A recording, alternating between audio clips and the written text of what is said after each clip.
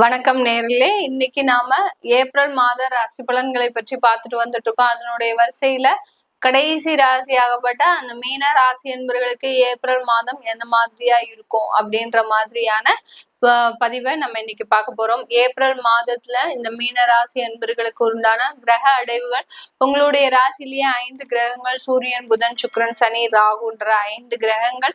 உங்களுடைய ராசிக்கு 3ஆம் இடத்துல குரு பகவான் பரிவர்த்தனையாகி இருக்கிறார். 4ஆம் இடத்துல செவ்வாய், உங்களுடைய ராசிக்கு 7ஆம் இடத்துல அந்த கேது பகவான். இதுதான் இந்த மாதத்தின் கிரக அடைவுகள். இந்த மாதத்துல உங்களுக்கு இந்த மீன ராசி என்பர்களுக்கு எல்லா கிரகங்களுமே அந்த கால சர்ப்ப தோஷம், அதாவது ராகு கேதுக்களின் நடுவுல தான் இருக்கு. அதனால மிகப்பெரிய அளவுக்கு இந்த மீனராசி அன்பர்கள் நல்லா செயல்பட முடியுமா அப்படின்னு கேட்டீங்கன்னா கொஞ்சம் நெருக்கடியான ஒரு சூழ்நிலை தான். பெரிய அளவுக்கு செயல்படவும் முடியாது. ஏன்னா ஜென்ம சனி உள்ள வந்துட்டாரு. அவர் வந்தது பத்தாவதுனா கூட ஒரு 4 கிரகத்தையும் சேர்த்து கூட்டிட்டு வந்திருக்கிறாரு. அதுவும் போக பாத்தீங்கன்னா உங்களுக்கு அந்த கிரகங்கள் யார் யாரெல்லாம் பார்க்கும்போது ருணரோக சத்ருஸ்தானாதிபதி, அஷ்டமாதிபதி, அடுத்து பாத்தீங்கன்னா உபஜயஸ்தான எல்லாம் மறைவு ஸ்தானத்திற்கு உண்டான கிரகங்களையே கூட்டிட்டு வந்திருக்கிறாரு. ஒரு நல்ல கிரகத்தை கூட்டிட்டு வராரு அப்படின்னு பார்த்தா அவர் நீச்சமாயி போயிட்டாரு. அந்த புதன் சுகஸ்தான அதிபதி அங்க நீச்சமாயிட்டாரு. இப்படி பல்வேறு விதமான ஒரு கிரகங்களின் போராட்டங்களோடு தான் இந்த ஏப்ரல் மாதம் இந்த மீனராசி என்பர்களுக்கு துவங்க போகுது. இந்த மீன ராசி என்பர்களுக்கு இந்த மாதத்துல செவ்வாய் பகவான் 4ஆம் இடத்துல இருந்து 5ஆம் இடத்திற்கு நீச்சமா வேற போறாரு. அவர் இருக்கக்கூடிய இடமும் நீச்சமா போயிடுச்சு. ஒரே ஒரு ஸ்தானம் தான், சூரியன் மட்டும்தான் 2ஆம் இடத்துல உச்சம் பெறாரு 14ஆம் தேதி ஏப்ரல் மாதம். இது மட்டும்தான் உங்களுக்கு ஒரு பாசிட்டிவான விஷயம். மீது எல்லாமே இந்த ஏப்ரல் மாதம் இந்த மீனராசி என்பர்களுக்கு என்னென்ன பிரச்சனைகள்லாம் வரக்கூடாது அப்படின்னு நினைச்சீங்களோ எல்லாமே வந்து சேரும். அதுல கொஞ்சம் தெளிவா இருங்க. அதற்காக மன வருத்தமும் படாதீங்க. ஏன்னா கிரகங்களின் கோச்சாரம்ன்றது பாத்தீங்கன்னா தற்காலிக சூழ்நிலை தான். இந்த ஒரு மாதத்திற்கு உங்களுக்கு ஒரு சின்ன சிக்கல் இருக்கும். அதுக்கப்புறம் அதுவே பழகிடும். ஏன்னா ஜென்ம சனி இல்லையா, 2.5 வருடங்களுக்கு உங்களை சனி பகவான் இருந்து செய்ய போறார். நல்லதும் செய்வார், கெட்டதும் செய்வார். நீங்க இருக்கக்கூடிய சூழ்நிலையை பொறுத்து உங்களுடைய வசதி வாய்ப்புகளுக்கு தகுந்த மாதிரி அவர் நல்லதும் செய்வார், கெட்டதும் செய்வார். எல்லாமே கெட்டதுதான் செய்வாரா அப்படின்னு கேட்டீங்கன்னா கிடையாது. உங்களுக்கு ஒரு அந்த வாழ்க்கையில இருக்கக்கூடிய ஒரு பேசிக் சிலபஸை முடிச்சு அடுத்து உங்களுக்கு ஒரு கிராஜுவேட் பொசிஷன் கொடுக்கக்கூடிய ஒரு தருணம் தான் இந்த 7.5 சனி. 7.5 சனியை ஜோதிட ரீதியாக இப்ப இருக்கக்கூடிய ஜென்ரேஷனுக்கு புரியுற மாதிரி சொல்லணும் அப்படின்னா இது ஒரு வாழ்க்கை பாடம். இந்த வாழ்க்கை பாடத்துல உங்களுக்கு ஒவ்வொரு கோர்ஸா முடிஞ்சிட்டு இருக்குது. இந்த கோர்ஸ்ல இப்போ 7.5 சனின்ற ஒரு டிகிரி கிராஜுவேஷன் வரப்போகுது. இதை நீங்க நல்லபடியா முடிச்சிட்டீங்க அப்படின்னா உங்களுக்கு ஒரு நல்ல ஒரு பட்டம், பதவி, புகழ், பெயர், அங்கீகாரம் எல்லாமே கிடைக்கக்கூடிய ஒரு தருணம் தான். இதை பார்த்து ஓடி ஒழிஞ்சீங்கன்னா உங்களுக்கு வாழ்க்கையில மிகப்பெரிய பேரிடர்களை சந்திக்கிறதுக்கு உண்டான ஒரு தருணமாகவும் இருக்கும். அதனால இந்த மீனராசி என்பர்களுக்கு ஏப்ரல் மாதம் பாத்தீங்கன்னா உங்களுக்கு குடும்பம் சம்பந்தமாக நிறைய உறவுகள் பிரியக்கூடிய ஒரு தருணம். யார் யாரெல்லாம் விவாகரத்து அப்ளை பண்ணிருக்கிறீங்களோ அவங்களுக்கு எல்லாருக்குமே விவாகரத்து கன்ஃபார்மா ஏப்ரல் மாதத்துல கிடைச்சிரும்.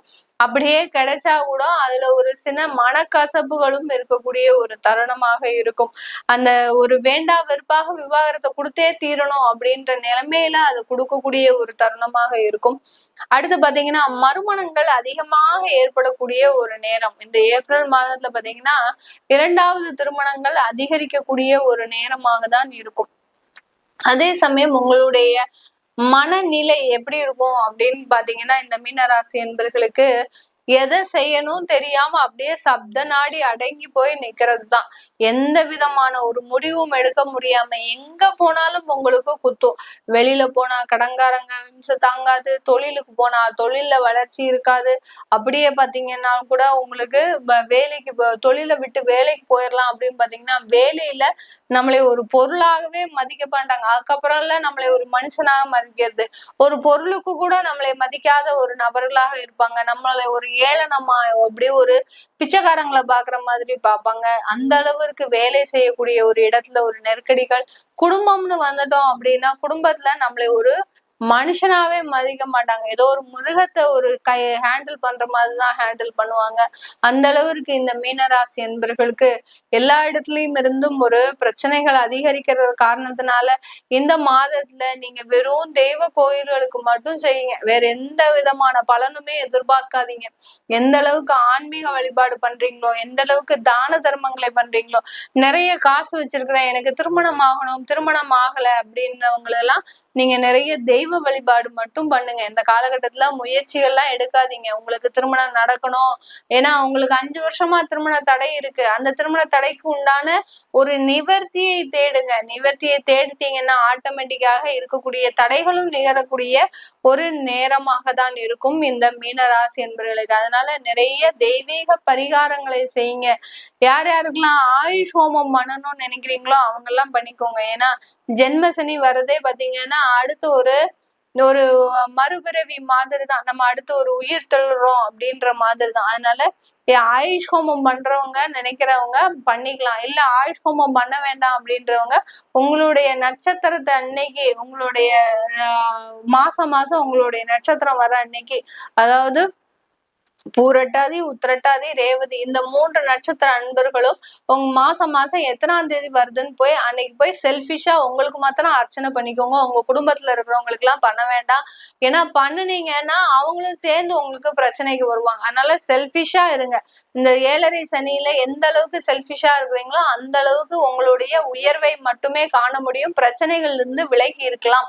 இந்த மீன ராசி என்பர்களுக்கு செல்ஃபிஷா இல்லாம நான் பொது நலமா இருக்கிறேன் அப்படின்னு இருந்தீங்க அப்படின்னா எல்லாருமா சேர்ந்து எப்படி மிருகன் படத்துல வர்ற மாதிரி எல்லாரும் ஒரு மிருகமா மாறுறாங்களோ அந்த மாதிரிதான் மிருகமா மாறிக்கிட்டே இருப்பாங்க எல்லாரும். அதனால மேக்சிமம் சொந்தக்காரங்களை அவாய்ட் பண்ணுங்க, 3வது நபர்களை அவாய்ட் பண்ணுங்க, நண்பர்களை அவாய்ட் பண்ணுங்க. அடுத்து பாத்தீங்கன்னா கூட்டாளி தொழிலை அவாய்ட் பண்ணுங்க, பார்ட்னர்ஷிப் பிசினஸ் அவாய்ட் பண்ணுங்க. எந்த அளவுக்கு இதெல்லாம் அவாய்ட் பண்றீங்களோ அந்த அளவுக்கு இந்த மீனராசி என்பவர்களுக்கு அப்படியே ஒரு பிரச்சனைகள், சனி பகவானே திகைச்சு போய் நிற்பாரு. என்னடா இது, நம்ம ஒண்ணு நினைச்சா இவர் ஒண்ணு செய்யறாரு அப்படின்னு சொல்ற அளவுக்கு அந்த சனி பகவான் ஒரு மிக ஒரு திக்குமுக்காடக்கூடிய ஒரு சூழ்நிலையில கொண்டு வந்து விட்டுருங்க. எதையுமே செய்ய வேண்டாம், இருக்கிறத அப்படியே போட்டுக்கிட்டே இருப்போம். நம்மளால முடிஞ்ச ஒரு தான தர்மங்களை கொடுப்போம். நம்மளால என்ன முடியும், நம்ம இன்னைக்கு ஒரு நாளைக்கு 1000 ரூபாய் சம்பாதிக்கிறோமா, இல்ல 500 ரூபாய் சம்பாதிக்கிறோமா, 10 ரூபாய் யாருக்காவது கொடுங்க. ஒரு சின்ன குழந்தைக்கு ஒரு பென்சில் வாங்கி கொடுங்க, ஒரு சின்ன குழந்தைக்கு ஏதாவது ஒரு ட்ரெஸ் வாங்கி கொடுங்க, இல்ல தேவையானவங்களுக்கு ஏதாவது ஒண்ணு வாங்கி கொடுங்க, இல்ல கோயில்ல போய் ஒரு கற்கண்டாவது ஒரு பிரசாதமா கொடுங்க, தானமா கொடுங்க. இதெல்லாம் செஞ்சாச்சுனாலே போறோம். இந்த 7.5 சனி உங்களால எதுவுமே செய்ய முடியாது. அந்த அளவுக்கு ஒரு விழிப்போடு இருக்கக்கூடிய ஒரு நேரம் ஆரம்பிக்கிறது தான் இந்த ஏப்ரல் மாதம் இந்த மீன ராசி என்பர்களுக்கு. பெரிய பெரிய அரசியல்வாதிகளா இருப்பாங்க. நம்ம சொன்னோம் சுயநலமா இருங்க, பொதுநலமா இருக்காதீங்கன்னு சொன்னோம். அரசியல் துறையில இருக்கிறவங்க எல்லாம் பொதுநலமா இருந்துதான் ஆகணும். மக்களினுடைய தேவைகளை நிறைவேற்றிதான் ஆகணும். அப்படி இருக்கக்கூடிய பட்சத்துல அந்த மீன ராசியில இருக்கக்கூடியவர்கள் என்ன செய்வாங்க அப்படின்னு கேட்டீங்கன்னா, நீங்க என்னதான் மக்களுக்காக சேவை செஞ்சாலும் உங்களை காரி காரி துப்புவாங்க அந்த மக்கள். நீங்க என்னதான் போய் அங்க போய் சாக்கடையே நோண்டி அவங்க வீட்டுக்கு வாசல் முன்னாடி நீங்க செஞ்சா கூட அவங்க உங்களை திட்டதான் செய்வாங்க. அதனால அதெல்லாம் பொருட்படுத்திக்காம பொது நலத்துல இருக்கும் போது மற்றவர்களுடைய பேச்சை நீங்க பெரிதுபடுத்தாருங்க. பெரிதுபடுத்தாம இருந்தீங்கன்னா உங்களுடைய லைஃப் ஸ்டைலே மாறி போயிடும். இந்த மாதிரியாக அரசியல் துறையில இருக்கிறவங்க, பொது நலத்துல இருக்கக்கூடியவர்கள் மற்றவர்களின் பேச்சுக்களை மனதுல போட்டு குழப்பிக்க கூடாது. அடுத்து தொழிலதிபர்களா இருக்கிறீங்க அப்படின்னா தொழிலதிபர்களுக்குன்னு சில ஒரு நியாய தர்மங்கள் இருக்கு. அந்த நியாய தர்மங்களை மட்டும் ஃபாலோ பண்ணுங்க. இல்ல நான் நேர்மையா தொழில் செய்வேன் அப்படின்னு இருந்தீங்கன்னா உங்களை 7.5 சனி பெருமளவுல காலி பண்ணிடும். அதுக்காக நான் ரொம்ப இல்லீகலாவும் செய்யக்கூடாது. இல்லீகல்ல செஞ்சீங்கன்னா மாட்டிப்பீங்க. அதனால கொஞ்சம் லிபரலா செய்யுங்க. ரொம்பயும் தொழில இழுத்து விட்டுக்காம, ரொம்பயும் பின்னடைவு நிலைக்கு போய்க்காம கொஞ்சம் லிபரலா செஞ்சிட்டீங்கனாலே போறோம். பெருமளவு உங்களுக்கு பாதிப்புகள்ல இருந்து தப்பிக்க முடியும் ஏப்ரல் மாதம். மீடியால இருக்கிறவங்க, சினி துறையில இருக்கிறவங்க, கலைத்துறையில இருக்கிறவங்க, இவங்களுக்கு எல்லாருமே நீங்க எல்லாருமே எச்சரிக்கையா இருக்கணும்.